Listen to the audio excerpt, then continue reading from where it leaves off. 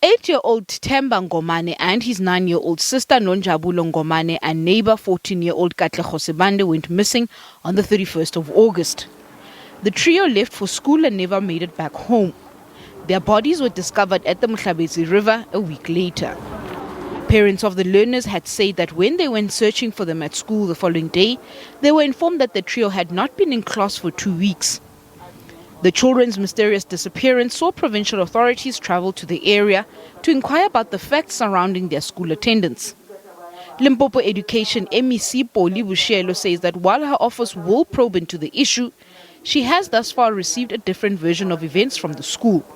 When I arrived at the school, I was given a report. They said the teachers were saying, and the SGB were saying they learned that the learners did not come to school for 2 days. And then they checked the file and phoned the parents. One, they could get one, but the other, they could not get them. And then after 5 days, that's when the other one came and asked what happened and everything. So, and what came to my mind also was to say, if you are a parent, because it's not a boarding school, if a school goes out at 2, for sure at 3 o'clock the teacher also will go home.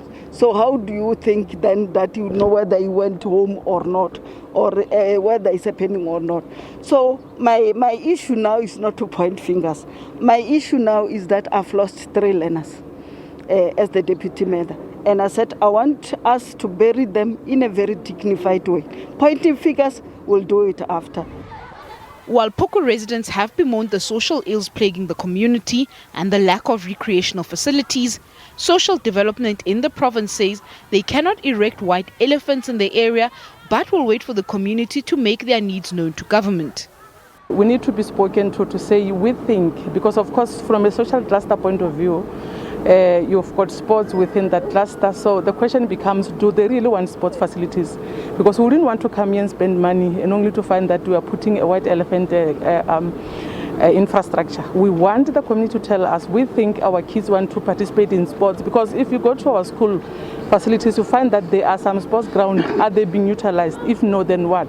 What kind of facilities do they want to make sure that it keep our kids not from roaming around the streets?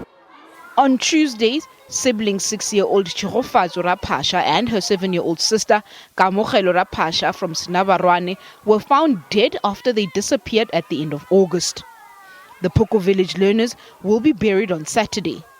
Mahlago Komani, SABC News, Phooko village in Limpopo.